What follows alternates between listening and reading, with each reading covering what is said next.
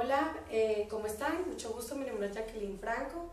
Brindamos capacitaciones en temas de telecom y de business and management, y el día de hoy queremos pues invitarlos a este abrebocas va a ser un curso de LTE y RAN Overview. Son los temas de acceso enfocados al área de RF y de RAN, ¿vale?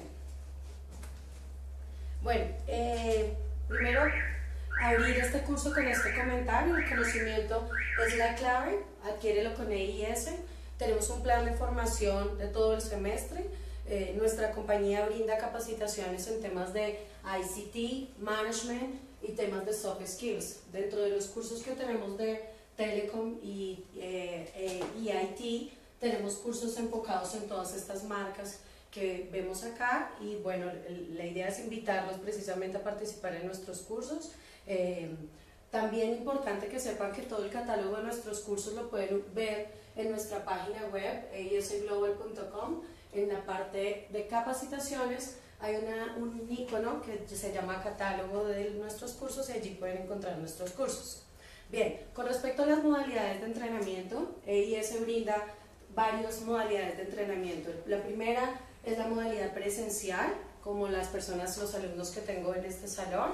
La modalidad online, que la hacemos hoy, pues como es un abrebocas, nuestros cursos lo estamos haciendo vía Facebook, pero pues tenemos nuestra propia plataforma de streaming donde ya hemos tenido la experiencia de brindar varias capacitaciones a diferentes personas en toda la región LATAM. También tenemos entrenamientos a través de nuestra plataforma e-learning, que llamamos entrenamientos virtuales. EIS tiene una plataforma propia de entrenamiento que se llama IANS University, y a través de esta plataforma hice una serie de cursos donde ustedes pueden capacitarse vía virtual. Bien, el plan de formación que EIS ofrece durante este semestre empieza con los cursos de overview de las tecnologías. Luego tenemos temas de radiofrecuencia, RAN, transmisión, core y temas de señalización. El día de hoy vamos a hablar de todos los temas que corresponden a RAN, precisamente para que ustedes vean cuál es la modalidad de nuestros cursos, cuáles son los temas que se tratan, y enfocar un poco en esta área. Los cursos de RAN son los cursos que vamos a tener este mes de septiembre. El curso más próximo arranca el 4 de septiembre, cordialmente invitados. Estos son pues como la información que tenemos de nuestro curso. También en las redes sociales y en toda nuestra página web pues está la información de este curso. Invitarlos a este curso y que hoy reciban pues este abrebocas de nuestro curso. Bien, vamos a entrar entonces en detalle a este curso. Yo los voy a acompañar una hora en este curso. La idea es precisamente ver este contenido. Primero vamos a hablar de la arquitectura de la red EPS, luego vamos a hablar de las interfaces en la red de acceso. Luego veremos temas de arquitectura de toda la red y temas de interfaces, y por último veremos todos los temas correspondientes a los protocolos que tenemos en la red de LTE. Bueno, ¿cómo es el plan de formación en temas que no son técnicos? Digamos que además de acompañar nuestro plan de formación en temas técnicos, es importante tener en cuenta un plan de formación en Business and Management, donde ustedes van a poder formarse con EIS en temas de coaching, gerencia de proyectos, temas de certificaciones de calidad, cursos orientados a obtener la certificación, cursos de soft skills, cursos de marketing digital y cursos de temas financieros. Bueno, ahora sí, ya entrando en detalle a nuestro curso, veremos todo lo que corresponde a RAN Overview. Para los que no sabemos, el tema de LTE significa Long Term Evolution, que es la red de 4G, y RAN es la red de acceso, es decir, la que me garantiza el acceso a una red móvil. ¿Cuáles son los temas que vamos a ver? Arquitectura, interfaces, protocolos y cómo es la estructura de toda una red de acceso. Primero empezamos con el tema de la arquitectura de la red. La red de LTE también es llamada red EPS o red SAI, ¿ok?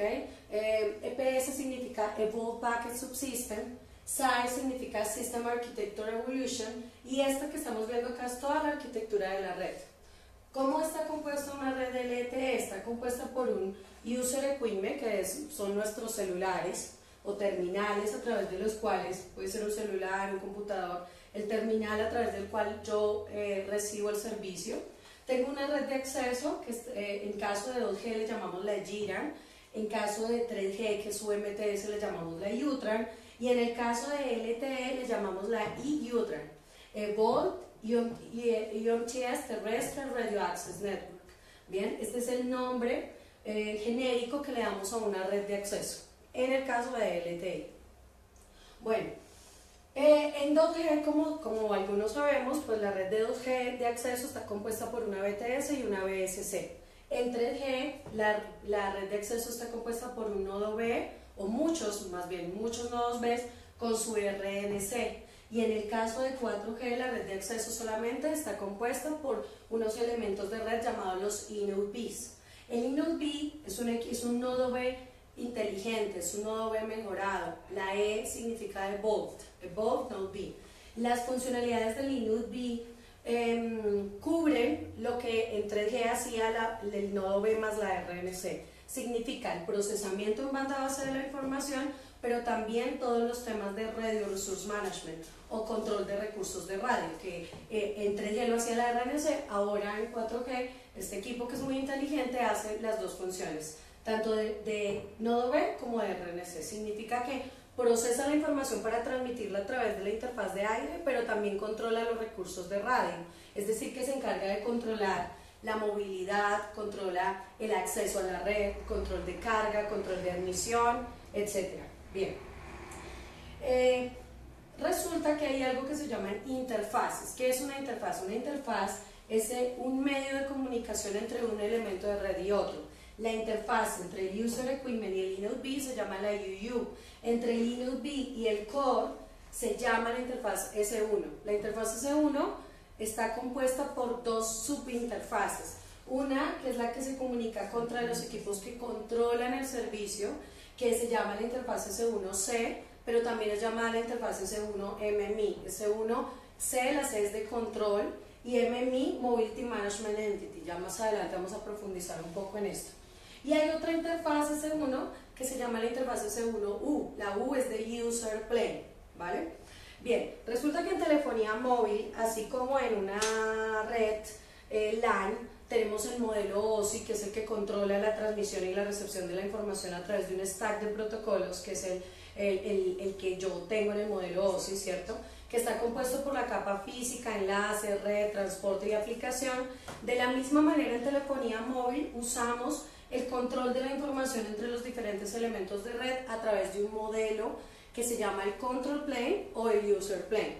El Control Plane es el stack de protocolos que me controla la transmisión de la señalización, y el User Plane es el stack de protocolos que controla la transmisión del tráfico, ¿ok?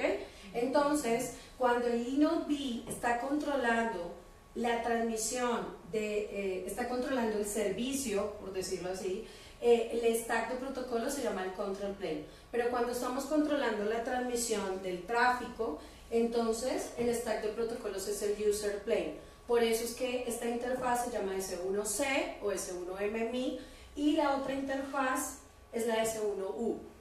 Bien, estas son las interfaces contra el core.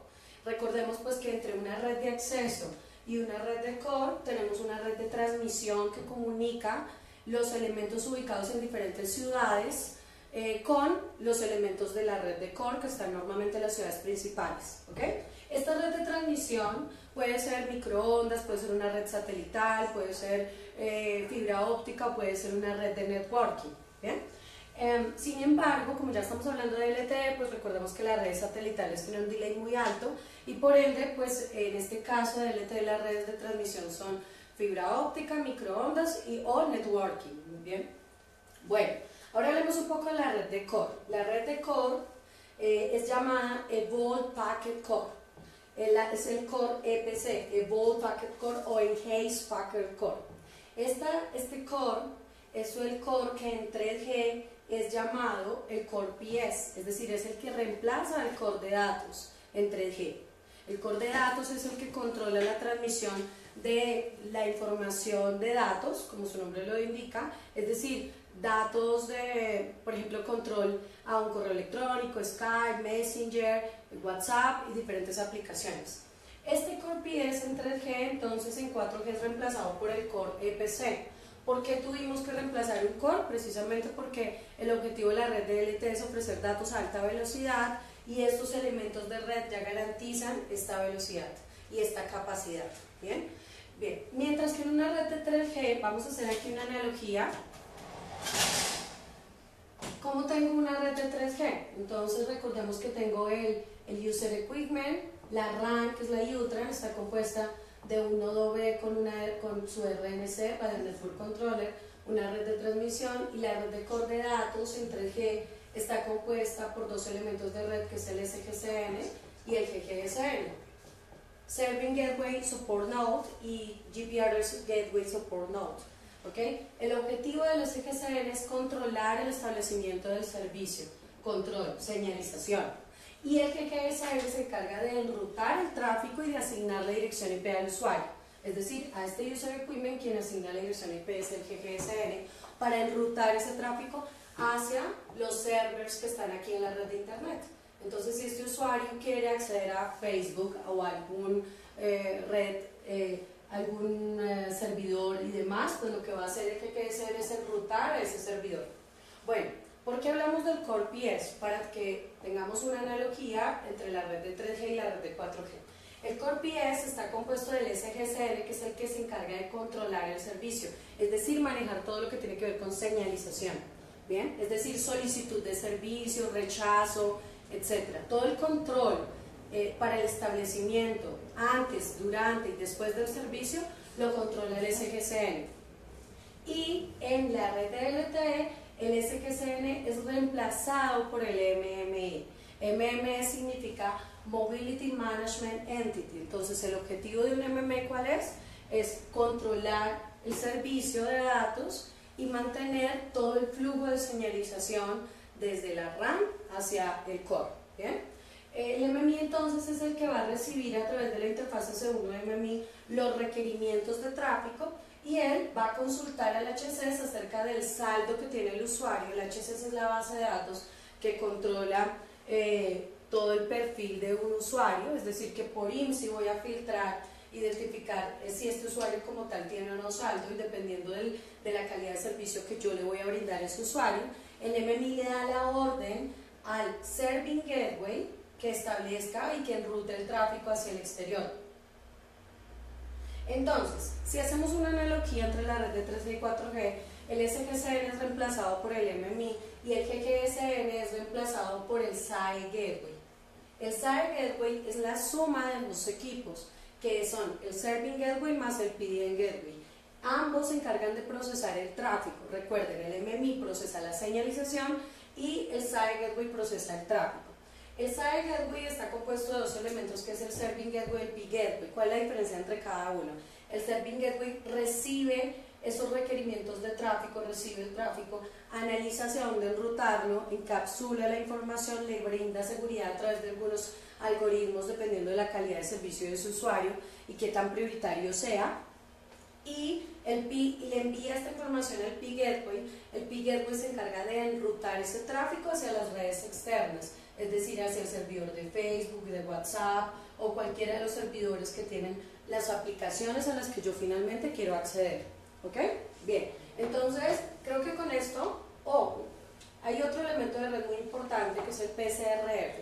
PCRF significa Policy Charging Rule Function. ¿Sí? El objetivo de este elemento de red, que también está dentro de la red de core, es garantizar calidad de servicio. Es análogo al HCS, pero es enfocado, es una base de datos que tiene la información de calidad de servicio por IMSI. Entonces, él controla todas las políticas de calidad de servicio y le dice al P-Gateway, dependiendo del IMSI, cómo tiene que entender ese tráfico, ¿cierto? Si este usuario es, por ejemplo, el gerente de un banco que tiene un saldo amplio, es un usuario que yo le debo garantizar alta calidad de servicio.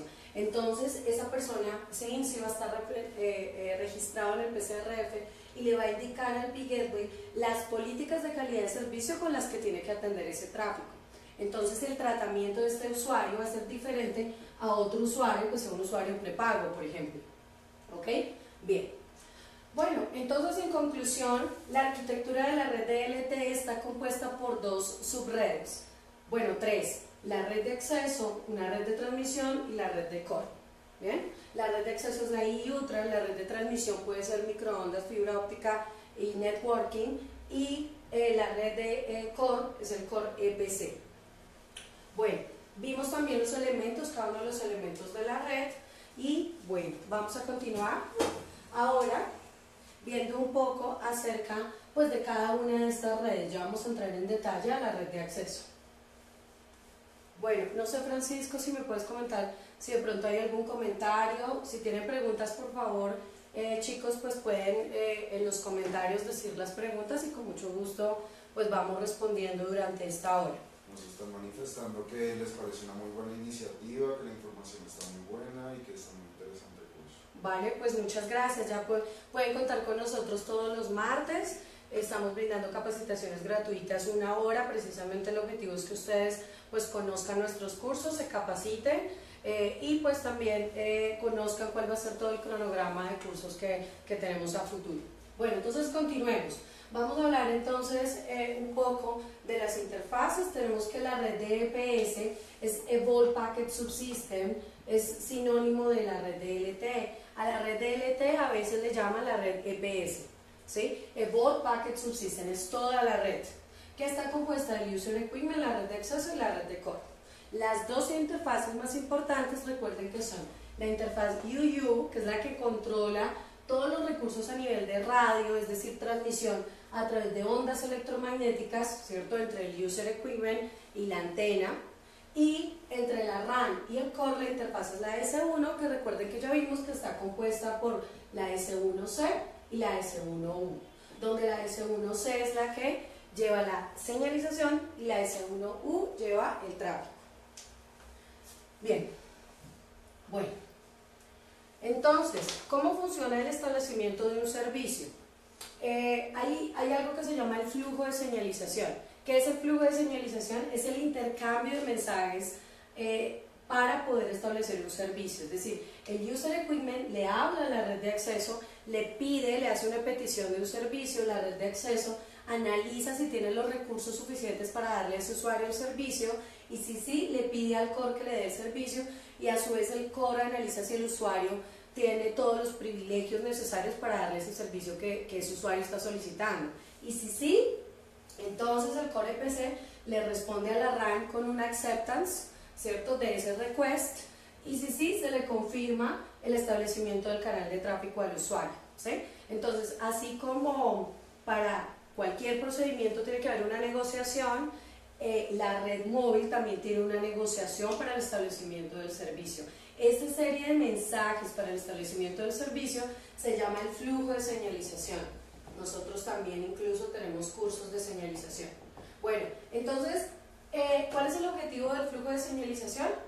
Establecer un canal de tráfico, es decir, este usuario quiere llamar a otro o este usuario quiere conectarse. Entonces, tiene que pedir permiso y solo hasta que la red le da permiso se le da un canal de tráfico.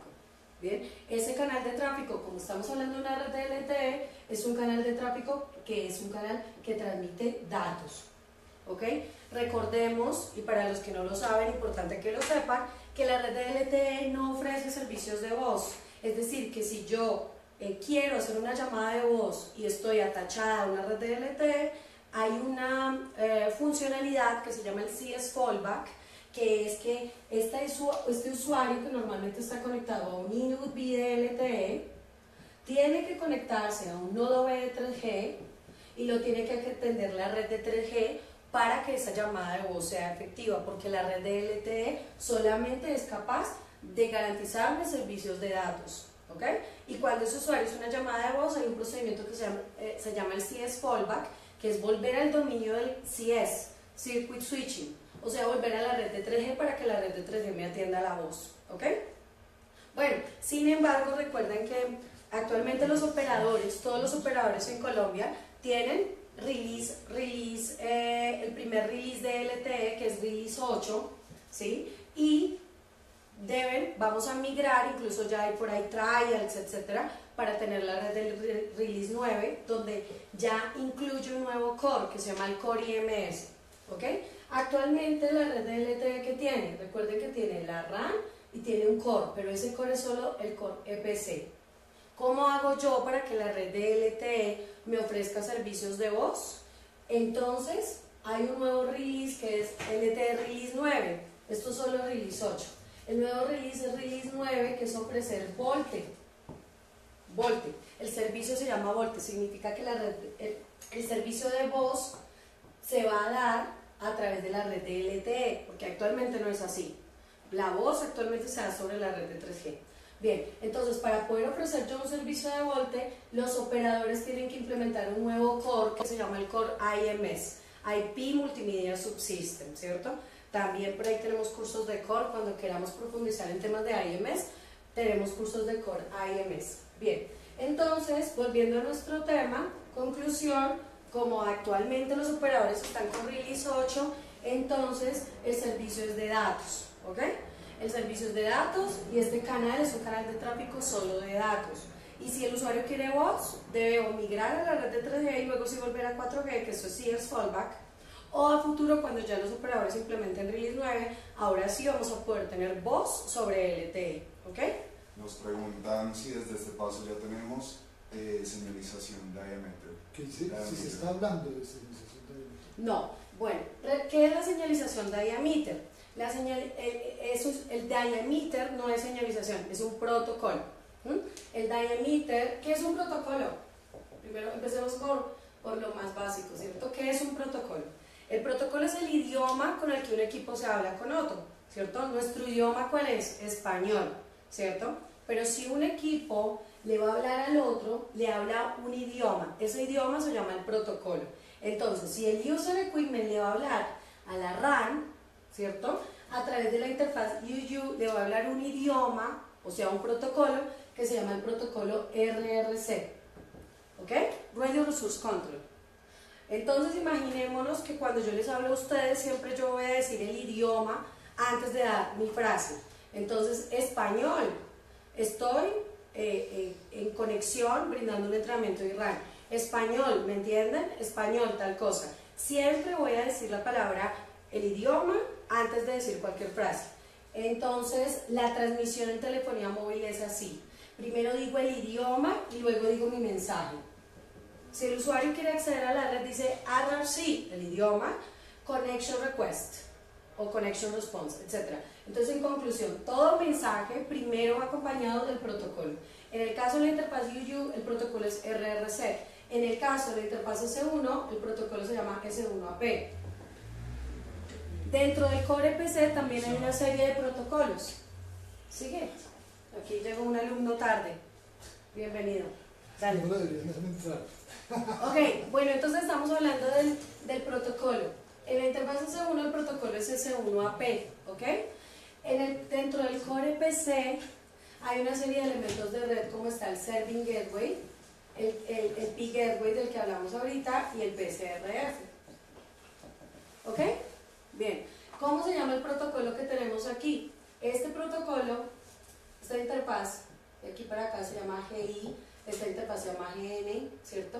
Bueno, el protocolo que tenemos acá es el protocolo GTPC, Gateway Tunneling Protocol, GPRS sobre GPRS Tunneling Protocol Control Plane. Y por acá es el protocolo ya del tráfico, porque es contra los servers. Entonces aquí sería el protocolo FTP, HTTP, esos son los protocolos que tenemos en la interfaz GI. ¿Okay? Y en esta interfaz es donde podemos tener el protocolo diameter. Entonces, para responder tu pregunta, el protocolo diameter es un protocolo de core, ¿okay? Es un protocolo de core que transmite mensajes de control del tráfico entre diferentes elementos. ¿Cuáles son esos elementos? Entre el P Gateway y el PCRF. ¿Okay? Y bueno, el diameter se usa para comunicar otro tipo de equipos. Por ejemplo, hablando del Core IMS, todo esto es Core EPC, ¿no? Les comentaba que en el nuevo release, que es Release 9, ya tenemos un nuevo core que es el Core IMS, donde es un core que controla los recursos de voz sobre LTE. Entonces acá tenemos una central telefónica que se llama CSCF y tenemos un gateway que se llama el Media Gateway Control Function. ¿vale? Los protocolos con los que hablan los elementos de la red de Core en la red de Core IMS son Diameter. ¿Listo? No sé, creo que... Da las gracias. Sí, quedó muy claro. Menciona que quedó muy claro. Vale, perfecto. Y de paso, pues aprovechamos para hablar un poco de cuáles son los protocolos más importantes en la red de LTE. UU, RRC, S1, S1AP. Y dentro del Core hay otra serie de protocolos que son el GTPC, FTP, HTTP y Diameter. Bueno, hay otro protocolo que se llama el protocolo ZIP. ¿Ok? Bueno, listo. Sigamos. Bueno, como les comentaba, entonces el canal de tráfico que establece el usuario con la red para poder transmitir el tráfico de datos es un canal de tráfico que se llama el EPS Bidder. Bidder es el sinónimo de tráfico. Todo lo que veamos como bidder es tráfico, ¿vale? Entonces se establece un canal de tráfico. En 3G ese canal de tráfico se llama el PDP Context y en 4G se llama el EPS Bidder. ¿Ok? Bien. Bueno, continuemos un poco.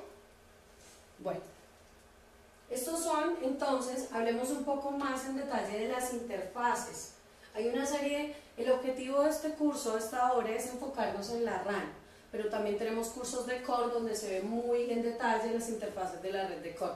Por aquí tenemos la interfaz S11, S5, SGC, WX, S7, etcétera, etcétera. Entonces, todo esto son las interfaces que tenemos de Core y bueno, ya luego por allí más adelante tendremos un curso también de Core para enfocar un poco en Core. Nosotros nos vamos a enfocar en la RAN.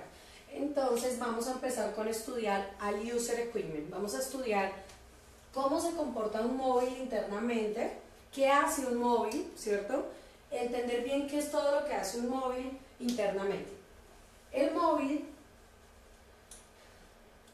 me voy a volver a lo básico. Si yo tengo aquí un computador comunicándose con un router, la comunicación se controla a través de un stack de protocolos, ¿cierto? Que dijimos que es el modelo OSI, donde el compu va bajando la información y baja por el stack de protocolos. Tengo mi mensaje en capa de aplicación, imaginémonos un mensaje por hiperterminal. Hola, ¿cómo estás? Ese mensaje baja a capa de transporte, red, enlace y en capa física se transmite a través de bits por un cable UTP y llega al router y el router recupera esa información subiendo por el stack de protocolos hasta capa 3 donde identifico cuál es la IP del destino y reenruto el tráfico hacia un terminal destino. De la misma manera como se controla la transmisión en una red LAN, es lo mismo para una red móvil, donde este computador estaría reemplazando o se reemplazaría por un terminal. Este router, ¿quién es el router? ¿Cuáles son las funciones de un router? Enrutar, ¿cierto? Enrutar, identificar hacia dónde va esa información y enviarla al destino final. Es un mensajero. ¿Quién es el mensajero de una red móvil? El mensajero de esa red móvil es la RAN. En este caso es el eNodeB.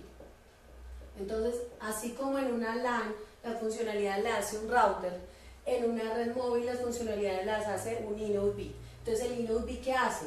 Va a recibir el mensaje o a través de un stack de protocolos recupera la información hasta cierta capa, identifica esa información para dónde va y la reenruta hacia el core. O sea que este terminal destino, ¿quién va a ser? El core, ¿no? Que sería el core EPC. ¿Listo? Bien, entonces ahora sí entrando en detalles a lo que hace un terminal, un móvil. El móvil debe procesar la información en las dos capas. Recuerden al principio que les decía que tenemos dos stack de protocolos. El control plane es el stack de protocolos que controla la transmisión de la señalización. ¿Qué es la señalización? Ejemplo, la solicitud del servicio. Y el user plane es el stack de protocolos que controla la transmisión del tráfico. ¿Ok? Entonces el user tiene que hablar esos dos idiomas. Tiene que hablar tanto control plane como user plane. El user equipment tiene que decirle a la red, oiga, quiero hacer una llamada, pero también tiene que enviar el mensaje, hola, ¿cómo estás? No, muy bien, ¿cierto? Entonces tiene que enviar tanto mensajes de señalización como mensajes de tráfico, ¿vale? Entonces internamente un terminal debe procesar tanto la señalización como el tráfico. Bien, hablando un poco de la señalización, ¿qué hace el móvil?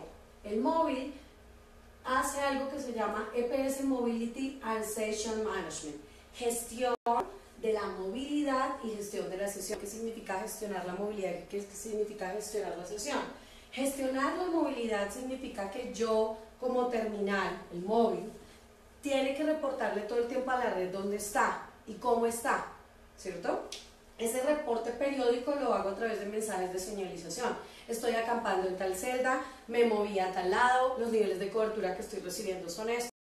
Eso se hace a través de unos mensajes de señalización que se llaman RRC Measurement Reports, que son mensajes de señalización donde el terminal está reportando a la red cómo está, dónde está, si me desplacé, cuál es el nivel de cobertura que tengo, es decir, cuál es mi nivel de RSRP, mi nivel de ECI, bueno, ECI no, eso es para 3G, en 4G es el SINR, etcétera, etcétera.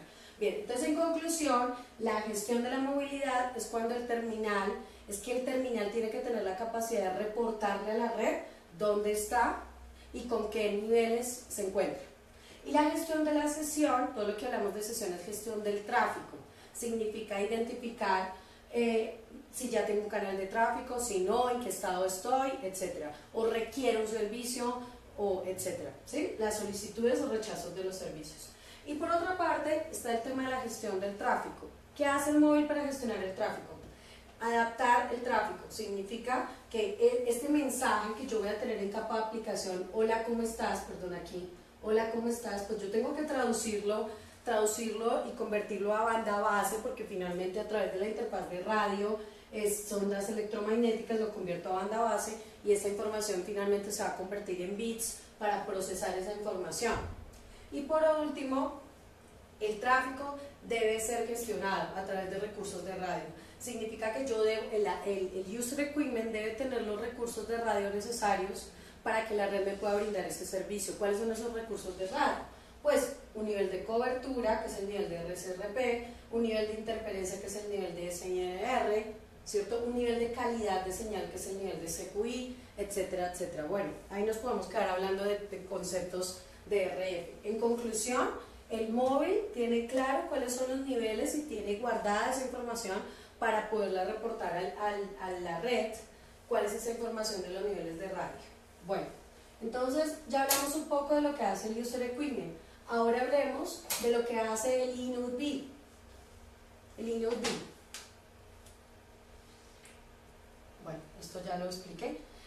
Terminando un poco lo del User Equipment, el User Equipment tiene diferentes categorías, ¿ok? Yo no puedo esperar navegar a una alta velocidad si tengo un celular que no lo soporta. Entonces los celulares están categorizados, dependiendo de la categoría del terminal, va a poder navegar o procesar diferente información a alta velocidad.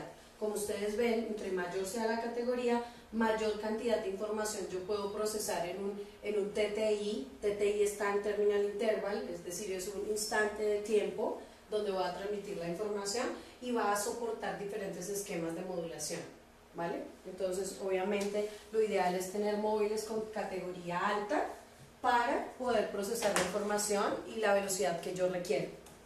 Bien, ahora sí hablemos un poco del eNodeB. ¿Qué hace el eNodeB? El eNodeB tiene estas funcionalidades.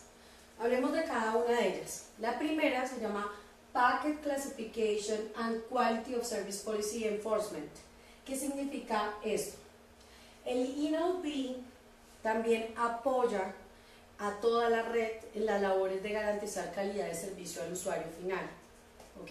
Significa que el eNodeB debe clasificar los paquetes dependiendo de la calidad de servicio que yo le quiero ofrecer a ese usuario y establece unas políticas de calidad de servicio, aplica las políticas de calidad de servicio que le ordenó ¿quién? El PSRF. Recuerdan que al principio del curso hablábamos del PSRF. El PSRF ordena las políticas y toda la red lo ejecuta.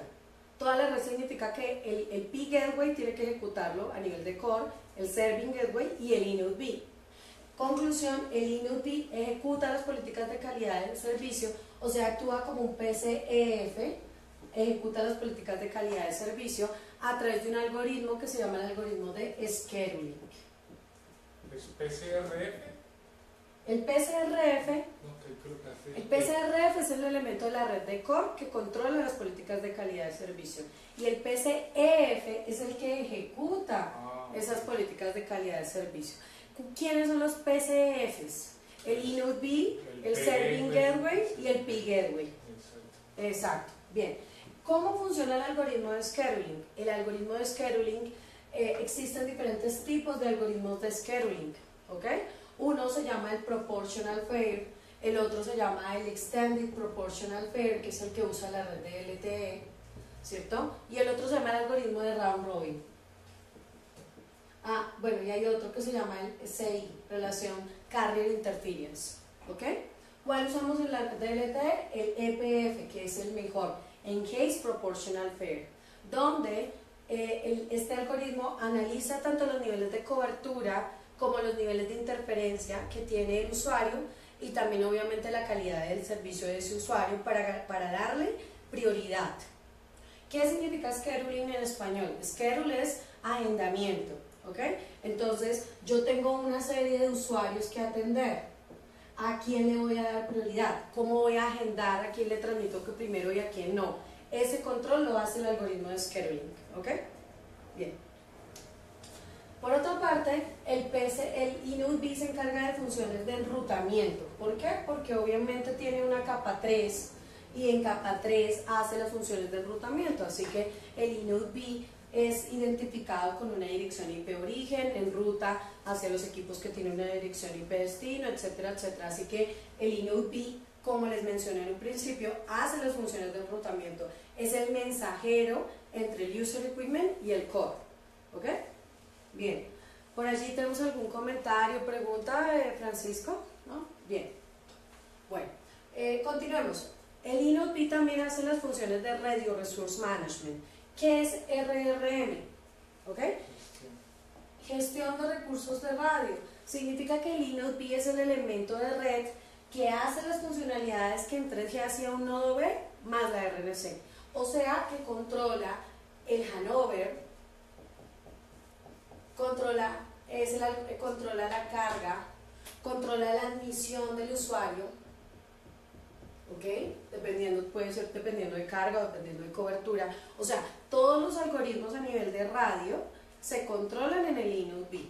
El InnoDB es el que analiza si el usuario al desplazarse de una celda a otra va a acampar en cuál celda o cuál no. Analiza también, dependiendo de la carga de la celda, si va a permitir el acceso de un nuevo usuario, lo va a rechazar, etcétera, etcétera.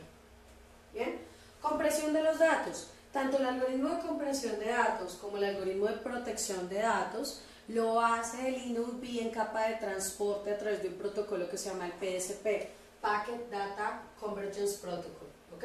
Entonces, la compresión de los datos y la protección de la información la hace el InnoDB en plano de usuario, o sea, en el tráfico, protege la información y la comprime el encabezado de la información y hay algoritmos de cifrado y demás que agrega este protocolo PDCP. ¿Bien? Tenemos una pregunta, nos preguntan si el scheduling LTE es similar al scheduling en 3G. Sí, el scheduling en 3G y en LTE son muy similares. En 3G el tipo de scheduling que se usa se llama Proportional Fair y en 4G el scheduling que se tiene por default en el InnoDB es el Enhanced Proportional Fair. Proportional Fair se usa para 3G y para 4G se usa el Enhanced Proportional Fair, ¿ok? Donde obviamente es una mejora al algoritmo Proportional Fair y los dos en general se encargan de analizar, dependiendo de la calidad de servicio de su usuario, del QCI con el que ese tráfico esté marcado. El QCI es un parámetro para marcar la calidad de servicio de cada usuario. Entonces, si por ejemplo tú pagas más y tienes un servicio postpago, entonces tú tienes un QCI con un valor diferente al de Claudia porque ella pagó un servicio prepago. ¿Okay? Entonces cada usuario tiene marcado su QCI y dependiendo del QCI, este algoritmo controla la transmisión de la información dependiendo del QCI que está marcado en cada uno de los usuarios. ¿Bien? Ok, continuemos. Bueno, bien, vamos a continuar ahora con el tema de las profundizando un poco en las funciones del Linux B. ¿Qué hace Linux B en general? Intercell Radio Resource Management, que es lo que acabamos de mencionar: control de carga, control de admisión, control de usuarios, control de niveles de RF, etc. ¿Ok? Bien, entonces es todo el control a nivel de recursos de radio. Control de Resource Block. Bueno, ¿qué es un Resource Block? Un elemento básico. Hace 15 días tuvimos un curso muy interesante que fue el abrebocas al curso que ya se dictó de LT Overview, y todos estos son temas que se ven en el curso de LT Overview. En el curso de LT Overview ustedes van a poder entender qué es un Resource Block. Para los que no estuvieron en ese curso, rápidamente les comento que un Resource Block es un recurso que establece el Linux B en la red para darle servicio a un usuario. ¿Ok? Esos recursos están dados en la cantidad de subportadoras que está ocupando ese usuario en la banda del espectro electromagnético. Un Resource Block es igual a 12 subcarriers. ¿Ok? Entonces, un usuario de LTE consume como mínimo un Resource Block y logra navegar con un Resource Block a una velocidad de 1 megabit por segundo. Entonces, un Resource Block es la ocupación de 12 subcarriers. ¿Sí? Los operadores aquí en Colombia tienen un ancho de banda de 15 MHz. Entonces, esos 15 MHz significa que ¿cuántos Resource Block tengo? 75 Resource Block. Significa que esa red en tiempo, es decir, la cantidad de usuarios simultáneos que yo voy a tener en un mismo TTI son 75 usuarios, porque un usuario va a consumir mínimo un Resource Block, y un Resource Block son 12 subcarriers. ¿Ok? Entonces, ese es el concepto de Resource Block. Nos preguntan si en LTE también se maneja el protocolo MAP. MAP. Con C. ¿No? MAP. Te preguntan por el MAP. MAP. Con P. MAP. Pero ese es a nivel de... No, MAP. CAP, MAP. Ok, el protocolo MAP yo lo he escuchado a nivel de core, y en LTE no aplica porque tenemos protocolo de diameter. ¿Ok? Bien. Bueno, continuemos. Hablando un poco entonces del control de los recursos de radio, mientras que en 3G el control de la cantidad de usuarios de una red la hacía la cantidad de channel elements en el nodo B y la cantidad de spreading factor o de códigos en el ARNC. Aquí en LTE, quien controla la cantidad de usuarios o de recursos para establecer servicios a esos usuarios se llama los Resource Block. ¿Ok? Es como cuando yo compro un computador. Si yo voy a comprar un computador, yo reviso cuál es la capacidad de memoria RAM, disco duro, procesamiento, etc. El Linux B está evaluado, es decir, la cantidad de Resource Block que tiene licenciados. ¿Ok? Mientras que en 3G la cantidad de Channel Elements sí depende de un hardware, y si yo tengo más boards voy a tener más Channel Elements. Aquí no aplica porque la cantidad de Resource Block depende únicamente del ancho de banda que adquirió el cliente, el operador. Entonces, los operadores aquí en Colombia, algunos tienen un ancho de banda de 15 MHz. Si yo tengo un ancho de banda de 15 MHz, aquí tengo las subcarriers sobrelapadas, porque en el curso de LT Overview aprendimos acerca de OFDMA. Entonces, yo voy a tener muchas subcarriers, ¿cierto? Y esas subcarriers en realidad está traducido a 75 Resource Block. ¿Ok? El ancho de banda es de completo, ¿cierto? Es de 15 MHz. Y un Resource Block, ¿qué es? Es un grupito de 12 subcarriers. 12 subcarriers son un Resource Block. Es decir, que estos... De 15 kHz. Exacto. Cada subcarrier tiene un ancho de banda de 15 kHz, así que el ancho de banda de un Resource Block es de 80 kHz. Y yo tengo máximo 75 Resource Block para un ancho de banda de 15 MHz. Significa que voy a tener máximo ¿cuántos usuarios simultáneos? 75. ¿Ok? Bien. Entonces, el Linux B controla esa cantidad y esa asignación de recursos. Porque si el Linux B por celda, esto es por celda, estos recursos son por celda, está ocupando aproximadamente o llegando a los 75, significa que la carga de la celda está muy alta. Entonces yo necesito estar controlando continuamente el consumo de Resource Block. ¿Ok?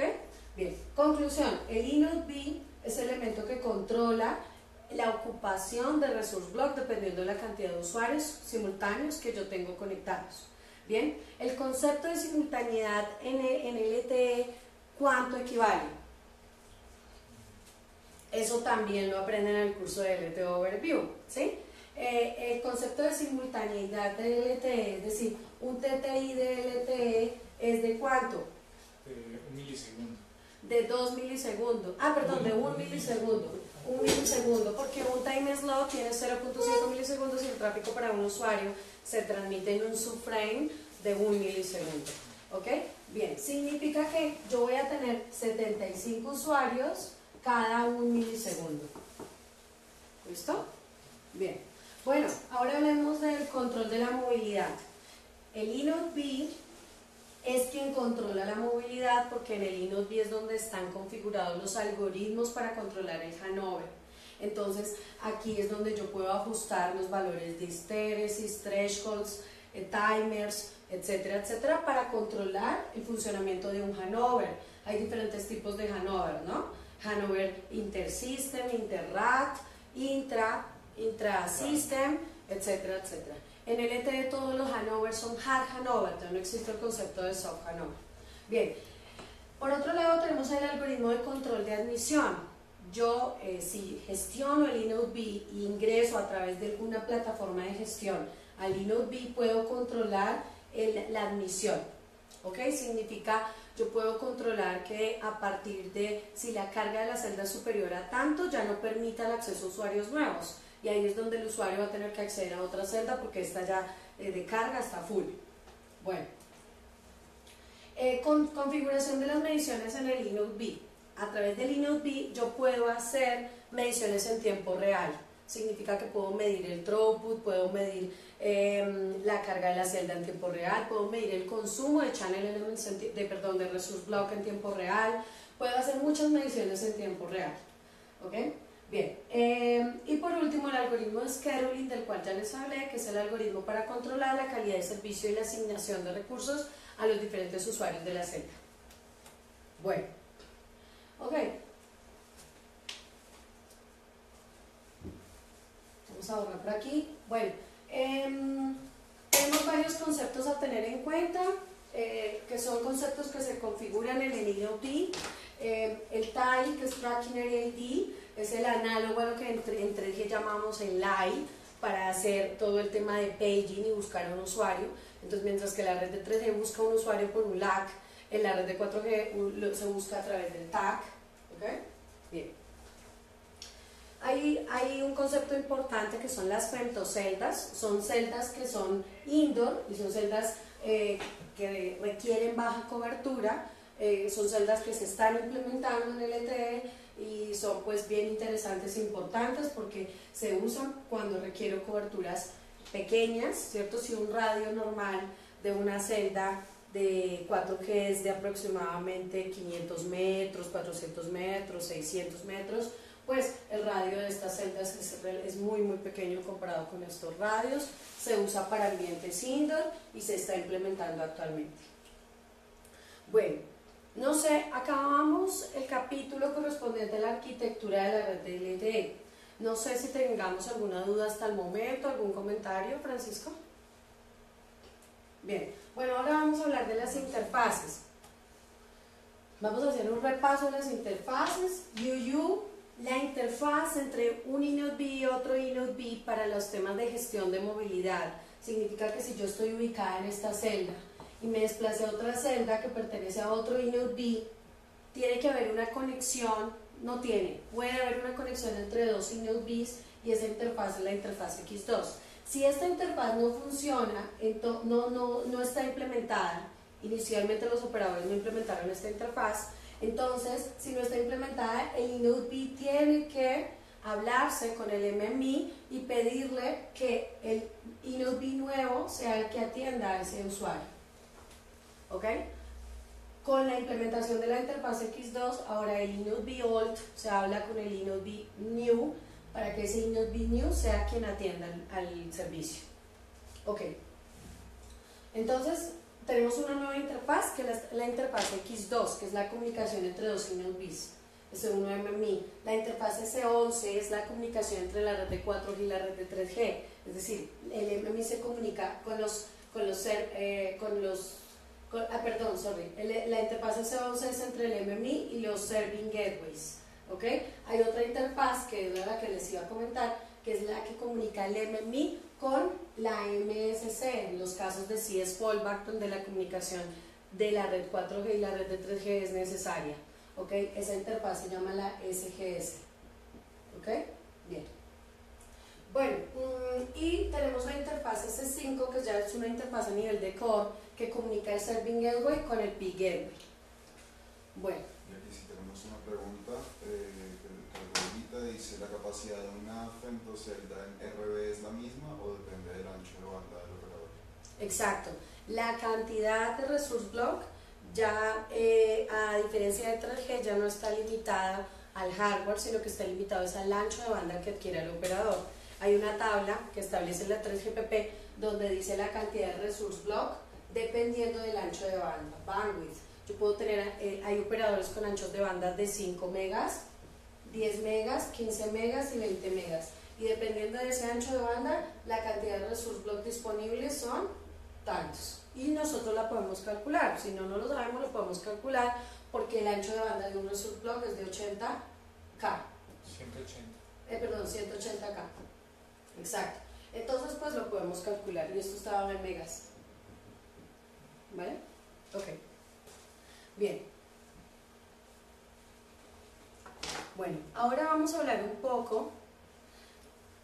poco de todas las interfaces. Miren, este diagrama es el genérico que habla de absolutamente todas las interfaces que yo tengo a nivel de RAN, Core y con los otros elementos de la red de Core. Bueno, miremos por acá un poco las interfaces contra la red de 3G y la red de 4G. La red de 2G está por acá arribita, rojo, red 3G y red 4G. ¿Vale? La red de 4G se va a comunicar, por aquí tenemos el MMI, el Serving Gateway, por aquí tenemos una interfaz que es entre un MMI y otro MMI, el AS10. Otra interfaz nueva entre el MMI y el SGCN, la interfaz S3. ¿Sí? Entre el SGCN y un Serving Gateway, la interfaz S4. ¿Ok? Bien.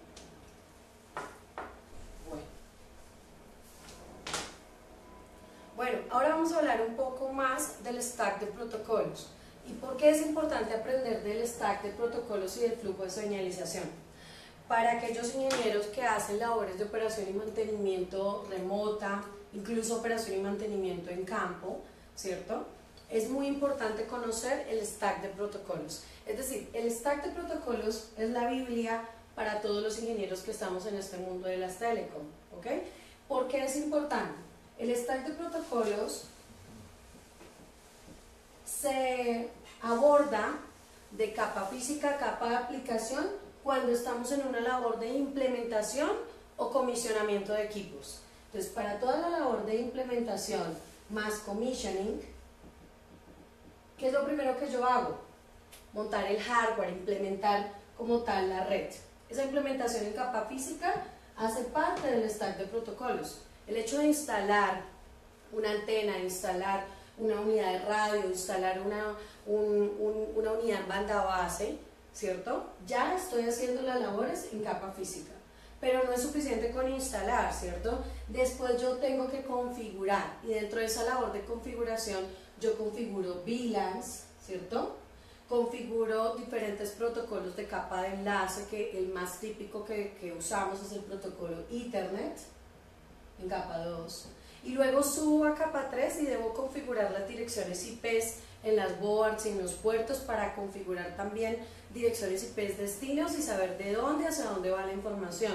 Así que ya subo por el stack de protocolos y configuro capa 3.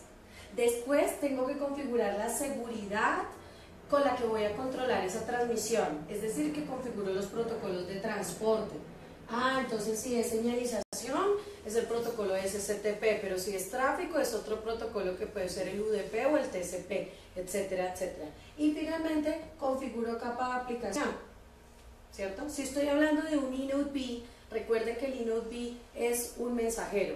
El eNodeB actúa como router, así que el eNodeB no llega a capa de aplicación. Los únicos elementos que llegan a capa de aplicación son ¿quiénes? Sí. El User Equipment y el Core, ¿cierto? Bien, entonces, haciendo aquí un dibujito, todos los elementos de red hablan a través de un stack de protocolos. El usuario sí habla capa de aplicación, habla NAS, que son los mensajes que van contra el core, RRC, RLC, MAC, capa física. Bueno, y en tráfico hay otra serie de protocolos, etcétera, ¿cierto?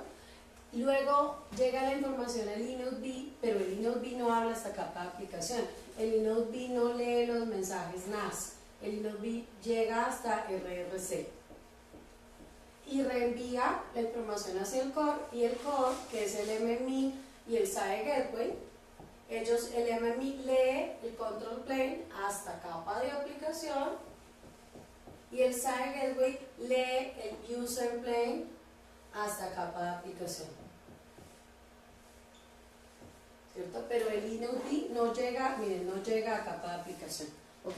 Bien, entonces estamos hablando de la importancia del stack de protocolos. Es una teoría importante para poder hacer bien sea la labor de implementación y comisionamiento o la labor de operación y mantenimiento y troubleshooting en una red. Si yo lo que voy a hacer y en mi trabajo lo que hago es implementar y comisionar, sin darme cuenta, lo que estoy haciendo es subiendo por el stack de protocolos. Y la persona que hace las labores de operación y mantenimiento, NOC, gestión remota, lo que hace es bajar por el stack de protocolos. Recibe un ticket y en ese ticket le van a decir el servicio está fallando para el INSI particular o toda una celda está caída, diferentes tipos de problemas. Eso es un problema en capa de aplicación y yo voy descartando, voy bajando por el stack de protocolos hasta identificar que el problema es capa física y tuve que ir a cambiar la unidad de radio, por ejemplo. Entonces, la labor de operación y mantenimiento y troubleshooting también incluye bajar por el stack de protocolos y trabajar con el stack de protocolos. O sea, obligatorio aprender el stack de protocolos. ¿Listo? Bien, entonces hablemos de ese stack de protocolos.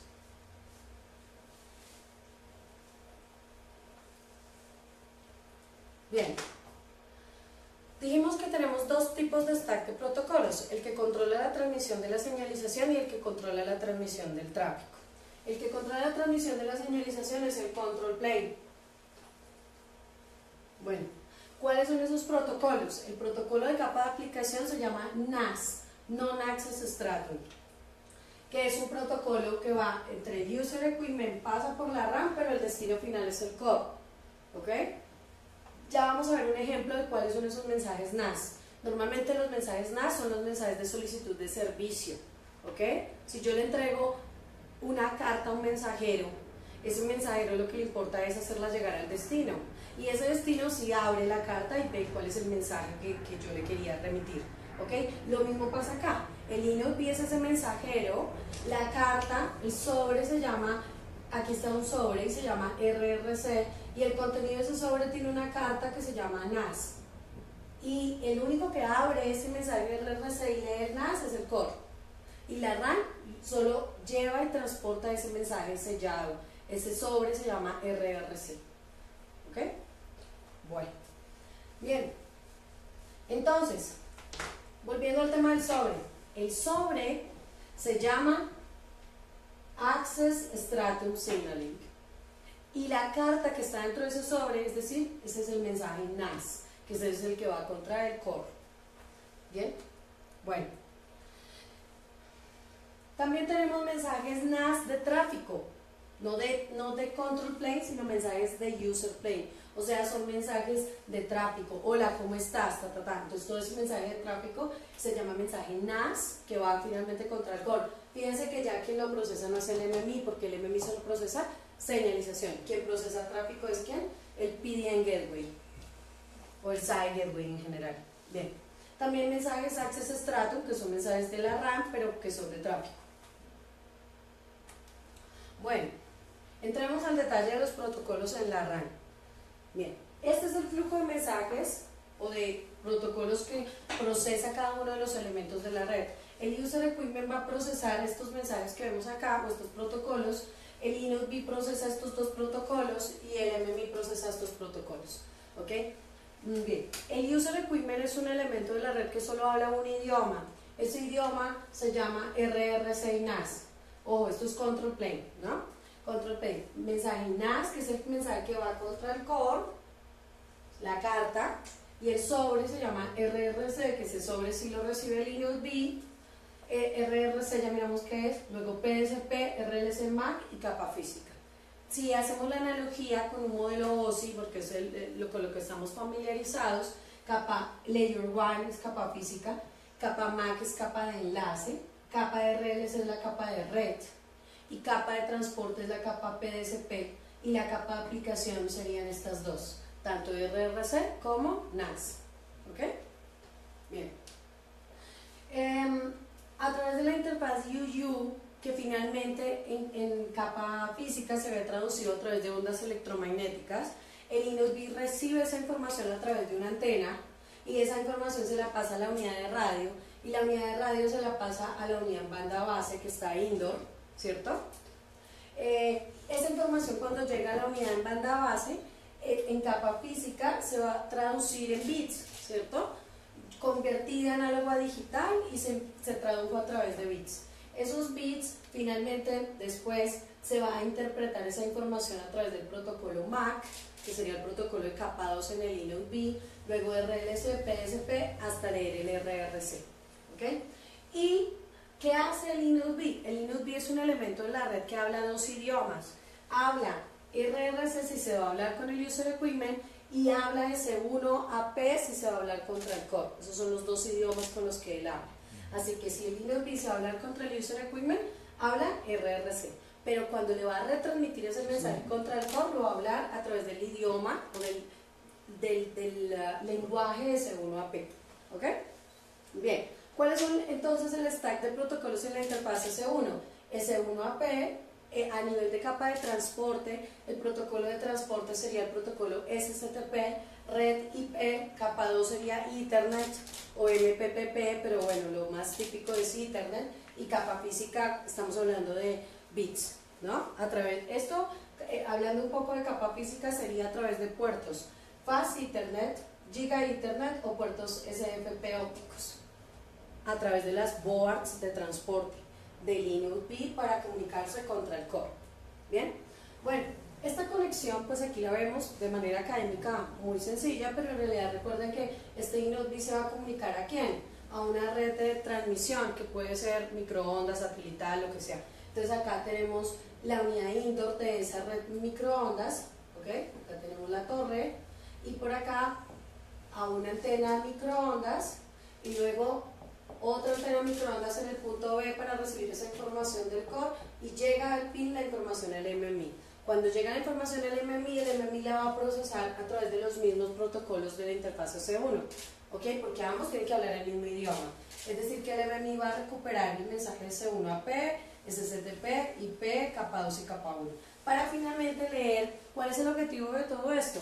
Leer el mensaje NAS que le envió el usuario a la red de core. ¿Cuáles son esos mensajes NAS? Ya vamos para allá. Bien, no sé si tenemos alguna duda hasta el momento. Si el HSS es parte del core.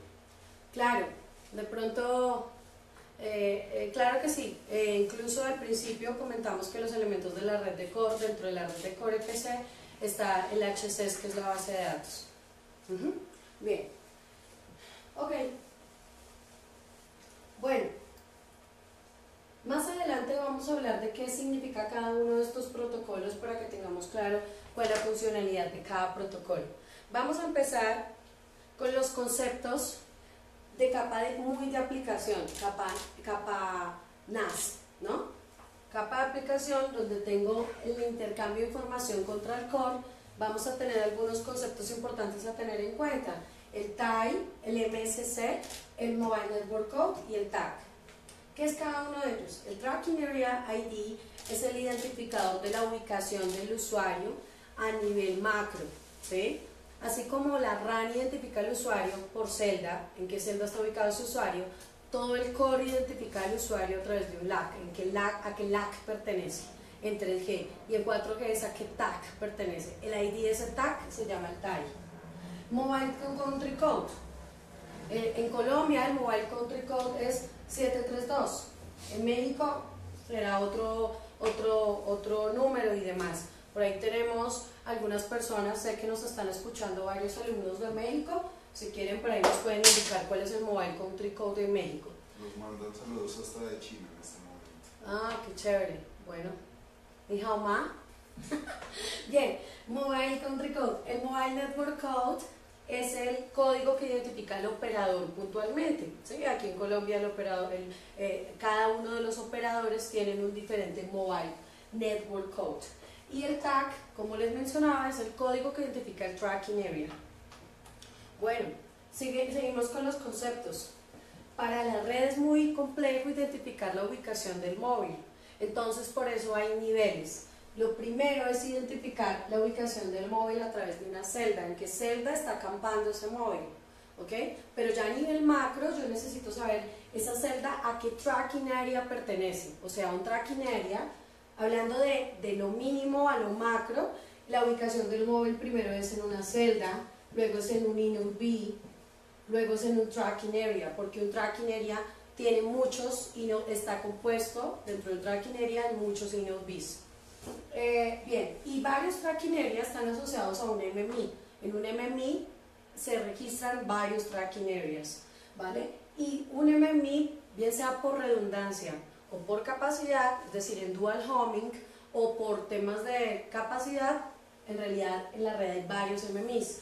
Esos varios MMIs se agrupan en un grupo de MMIs. Y un grupo de MMIs pertenecen a toda la red PLMN, que es la red móvil. Entonces esa es la manera como identificamos al usuario de lo mínimo a lo macro. ¿Ok? Bien. Bueno, tenemos varios IDs, tenemos varios IDs para identificar al usuario. ¿Ok? Esa ubicación del usuario le llamamos Global Unique Temporal Identity, donde identificamos ese usuario en dónde está, a qué Mobile Country Code pertenece, a qué Mobile Network pertenece, a qué grupo de MMIs está registrado ese usuario, a qué MMI puntualmente está registrado ese usuario, y qué IMSI tiene, cuál es su TIMSI, Temporally Mobile Subscriber Identity. ¿Ok? Bien.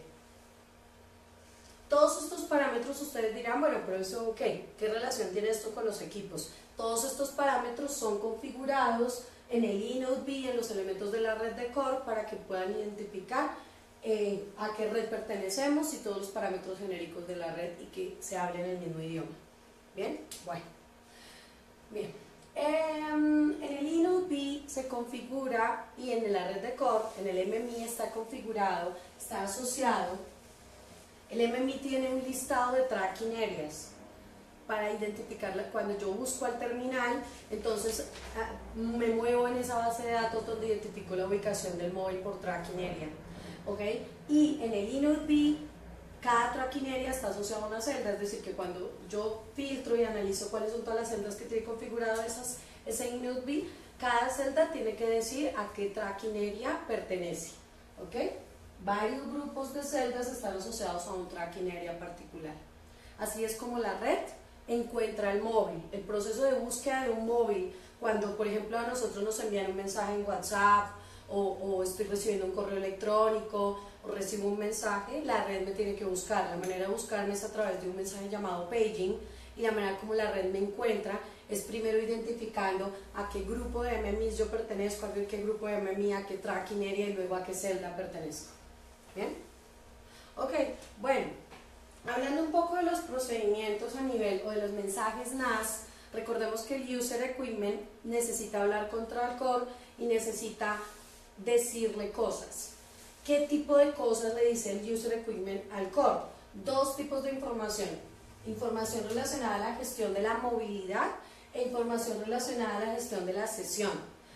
EPS Mobility Management y EPS Session Management, ¿ok? Entonces, yo como usuario le hablo al core y le digo, información relacionada al control de la movilidad, es decir, acampar y todos los temas de tracking area update, por ejemplo, o temas relacionados al establecimiento de la sesión, que es el establecimiento del canal de tráfico. ¿Ok? Entonces, conclusión, tenemos dos tipos de mensajes NAS. Los dos tipos de mensajes NAS, que son mensajes de capa de aplicación que el usuario le habla al core, ¿ok?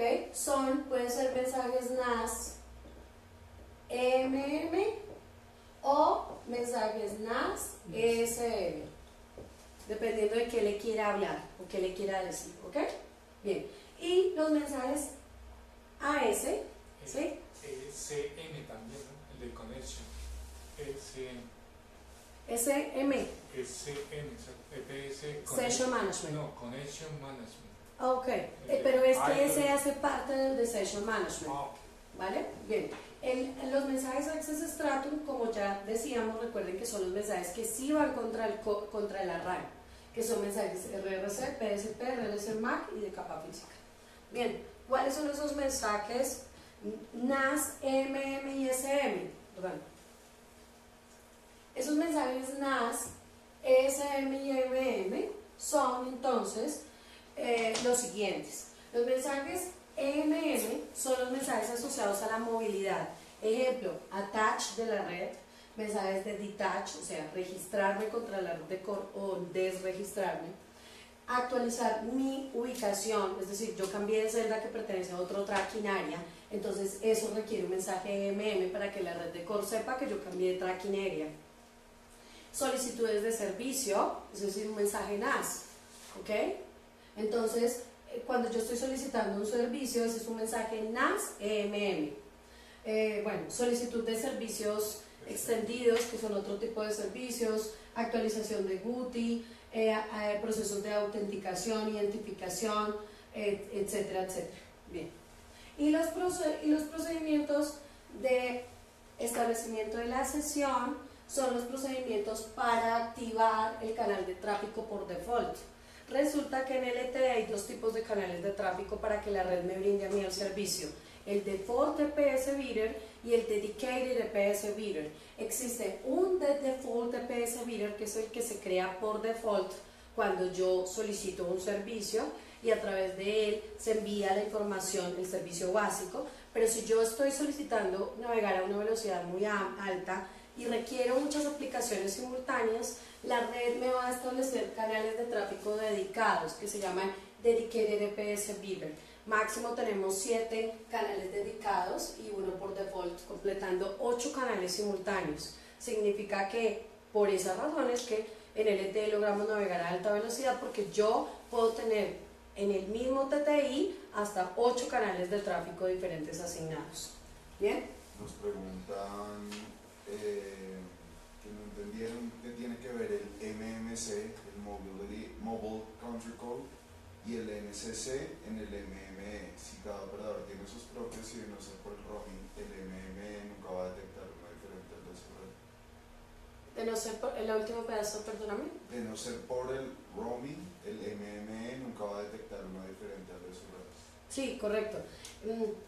Cuando hablamos de todo el tema del Mobile Country Code, Mobile Network Code y todo este tema de identificación, es porque en cada uno de los elementos de la red, diferentes operadores van a configurar estos parámetros para poder identificar que ese MMI pertenece a esa red puntual. Es decir, si ese MMI es del operador 1, su Mobile Network Code va a ser muy diferente al MMI del operador 2, y así, ¿vale? Entonces, son parámetros que se deben configurar en cada uno de los elementos de la red de core para poder identificar a qué red pertenecen, más toda esta información que está acá. ¿Cuál es el ID del grupo de MMIs? ¿Cuál es el ID de mi MMI? Etcétera, etcétera. ¿Ok? Bien. Bueno, estábamos hablando entonces de que, en conclusión, tenemos dos tipos de mensajes NAS, los EMMs y los ESMs. Los EMMs para controlar todo lo que tiene que ver con la movilidad y atacharme a un servicio y demás, como en los procedimientos de ESM, que son el establecimiento del canal de tráfico, tanto por default como dedicado, modificación de ese canal de tráfico porque quizá yo estaba navegando a una velocidad alta y entonces ya ahora solo requiero un correo electrónico o mensajes background y ahora entonces la velocidad va a ser menor, entonces tiene que haber una modificación o actualización del EPS Bidder. Okay. Bueno, entonces hablando un poco del tema de los mensajes EMM que dijimos que son los relacionados a todos los temas de movilidad, atacharme o desatacharme en la red, el usuario tiene estados, ¿ok? Tiene 3 estados, el detach, active y idle, ¿ok? Detach significa que el usuario no está registrado aún en la red no lo conoce, no estoy registrado y por ende no puedo tener un canal de tráfico, ¿ok? El estado idle significa que la RAN me conoce, la IOTRAN me conoce, es decir, yo tengo un radio bidder. El enlace, esto es un concepto que también vimos en el curso de LT Overview, y es que hay un enlace entre el User Equipment y el InnoDB. Cuando la red de acceso me da recursos, significa que yo ya tengo asociado un recurso que se llama un radio bidder, un enlace de tráfico, un enlace, radio bidder. El enlace entre el User Equipment y el InnoDB se llama un radio bidder. Existen 2 tipos de radio bidders. El radio bidder por default se da cuando yo estoy en estado idle, significa que en mi celular veo la rayita, ¿cierto? Porque tengo cobertura, pero aún la red de core no estoy atachada a la red de core porque no tengo como tal un servicio activo. ¿Listo? Entonces en el estado idle es como están nuestros celulares en estos momentos. Acampo en la celda, pero aún no estoy atachada a la red de core, ¿vale? Cuando ya tengo un EPS bidder y un canal de tráfico asociado, entonces no solamente tengo un radio bidder default, sino también tengo el radio bidder que me va a dar el servicio contra el InnoDB, el enlace que me va a dar el servicio contra el InnoDB, pero también tengo un enlace contra el MMI. Ese enlace contra el MMI se llama el Radio Access Bidder y en LTE se llama el IRAP. ¿Ok? Entonces, el usuario en estado activo significa que tiene un radio bidder y tiene un IRAP. Y como tiene un IRAP, puede tener un EPS bidder, que es el canal de tráfico. ¿Sí? Pero en idle yo solamente tengo el radio bidder. No tengo un canal de tráfico ni tengo un IRAP. No estoy consumiendo recursos contra la red de core. ¿Vale? Bien. Y en detach no tengo nada. No tengo ni el radio bidder por default ni mucho menos un IRAP. Bueno, bien. Ok, ahora hablemos un poco del Session Management. Los mensajes ESM se establecen ¿para cuál es el objetivo de enviarle mensajes NAS ESM a la red? Lograr tener un servicio, o sea, tener un EPS bidder, ¿ok? Entonces, el objetivo de intercambiar mensajes contra el core es lograr tener un servicio. Cuando yo ya tengo un servicio, significa que tengo un canal de tráfico a través del cual se transmite ese servicio. Y ese canal de tráfico hay 2, el default EPS bidder y el dedicated EPS bidder. ¿Ok? Bien. Recordemos que los equipos que controlan el servicio es el Serving Gateway y el Gateway. Bueno, ahora vamos a hablar un poco. Vamos a hablar un poco de los flujos de señalización, rápidamente. No me he dado cuenta, ya son las 8:20. Bueno, así son nuestros cursos. Nos emocionan y aquí nos quedamos. Rápidamente los flujos de señalización. El objetivo de un flujo de señalización cualquiera, después tendremos cursos específicos de señalización, el objetivo siempre es lograr tener un radio bidder y luego tener un IRAP contra el MMI. Cuando yo ya tengo un IRAP contra el MMI, logro poder tener un canal de establecimiento, un canal EPS. Y ya el resto son una serie de mensajes SIP, que ya son contra el servidor que me controla en el servicio para poder establecer como tal una llamada sobre datos o ya la llamada como tal en 3G, etc. ¿Listo? Bueno, entonces más flujos de señalización, pues luego los veremos en nuestros cursos. Ok, rápidamente y para terminar, les debía un poco de qué hace cada protocolo en la RAN. El protocolo RRC es el protocolo más importante porque es el protocolo de capa de aplicación. Si alguno de ustedes hace troubleshooting y analiza mensajería de señalización, debemos fijarnos en los protocolos, en los mensajes RRC. ¿Okay? Los mensajes RRC hay varios tipos. RRC, por ejemplo, RRC Connection Request, que es la solicitud de la conexión. Hay otro que se llama Response, ¿ok? Etcétera. RRC Connection Request, RRC Connection Setup, Setup Complete, ¿ok? Cuando yo hago análisis de señalización y estoy en procesos de troubleshooting, lo más importante es fijarme en no tener mensajes de señalización failure, ¿ok?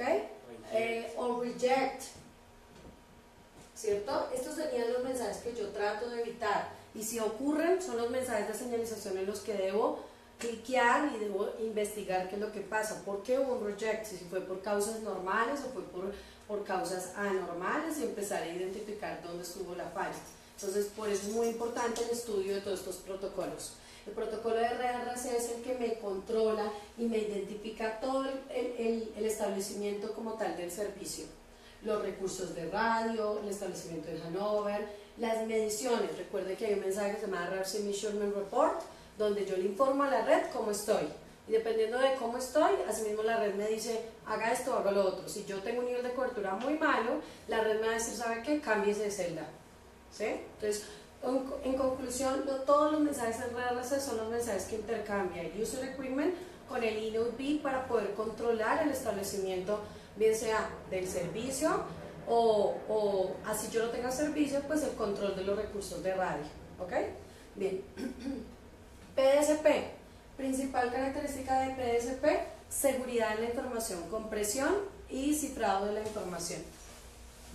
El RLC es el protocolo que también me ayuda a garantizar seguridad en la transmisión, porque puedo transmitir la información en modo acknowledge. Significa que si el User Equipment le transmite el eNodeB, espera que el eNodeB le envíe un acknowledge para transmitir el siguiente mensaje. Y viceversa, porque esto es bidireccional. Ajá. MAC, la capa MAC o el protocolo MAC se encarga de mapear los canales, ¿cierto? Mientras que en capa superior tengo canales de transporte, luego en capa MAC los canales de transporte se convierten en canales lógicos, y luego la capa física esos canales lógicos los convierte a canales físicos y se convierte esa información a análoga, se convierte a análoga y se amplifica y se envía a través de la antena. ¿Ok?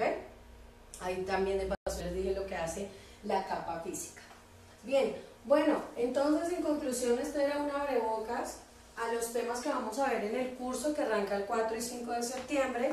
Este es un curso de 2 días, van a estar conmigo presentes. El curso puede ser presencial o puede ser online. El presencial va a ser aquí en Bogotá, Colombia. Online, pues desde cualquier lugar, ya hemos tenido alumnos de diferentes países. Invitarlos pues como tal a nuestros cursos. Este era un abrebocas de lo que vemos en los cursos de IRRAN. La verdad es que espero que les haya gustado. Mil disculpas pues porque terminamos un poco más tarde, nos emocionamos un poco con el tema, pero bueno, esperamos. Están diciendo que no pares. Sí. Bueno, entonces comentarles un poco cuáles son los cursos que vienen. El 18 y 21 de septiembre tenemos el curso de RAN de 3G. Bueno, tenemos también cursos de management, que son temas de calidad. Este es un curso para lograr la certificación ISO 9001, el 26 y 29 de septiembre. Y el curso del cual hablé hoy es el curso LTI RAN, que es un curso presencial online. Arrancamos el 4 y 7 de septiembre, es de 2 días, va a ser el 4 y el 7 de septiembre. Todos nuestros cursos incluyen material de entrenamiento, es entregado tanto físico como digital. Las personas pues quedan con la certificación de EIS como Learning Partner de diferentes vendors en el sector de las telecom. Y bueno, pues toda esta información está en nuestras redes sociales, también en nuestra página web, pues los invitamos a preguntar por nuestros cursos. El correo al cual ustedes se pueden dirigir es info@ @eysglobal.com. Ahí pueden preguntar pues por nuestros cursos. Este es el correo, ¿vale? Y el siguiente curso, permíteme termino, el siguiente curso que tenemos es un tema de management, negociación y manejo de conflictos, 13 y 14 de septiembre. Esos son los cursos pues que tenemos para el mes de septiembre. ¿Cuál es el objetivo de nuestros cursos? Tenemos un plan de formación semestral. Como ustedes han apreciado, hemos venido a lo largo de los meses abarcando diferentes temas. En julio empezamos con el overview de las tecnologías, agosto nos dedicamos a RF, septiembre nos vamos a dedicar a RAN, octubre nos dedicamos a transmisión y noviembre nos dedicamos a core y diciembre ya nos dedicamos a temas avanzados que son cursos de análisis de mensajería de señalización. Ahora sí, Francisco, ¿me mencionabas? No, que el curso es del 4 al 7 porque es en horas de la tarde, es de 6 a 10, no es como, o sea, normalmente los hacemos los fines de semana, pero esta vez ese curso va a ser entre semana de 6 a 10. A petición de ustedes, este curso y por temas de disponibilidad horaria, el curso lo haremos en las noches, de 6 a 10 de la noche, por eso el curso tarda 4 días, del 4 al 7 de septiembre, pero la duración es de 16 horas, entonces 4 horas cada día, de 6 de la noche a 10 de la noche, pues cordialmente invitados. Muchísimas gracias a ustedes por su tiempo, los esperamos el próximo martes en el próximo curso donde comentaremos el curso que viene y pues invitarlos a que nos acompañen a este curso, recuerden, del 4 al 7 de septiembre, y cualquier duda pues que nos escriban a nuestro correo info@eysglobal.com. O en nuestras redes sociales también nos pueden escribir, en Facebook, en LinkedIn, ahí pueden estar en contacto con nosotros también, que tratamos de responder lo más rápido posible siempre. Vale, listo, perfecto, muchas gracias Inges, y espero pues que esta información haya sido valiosa para ustedes. Agradecemos su tiempo y nos vemos pronto. Gracias, bye bye.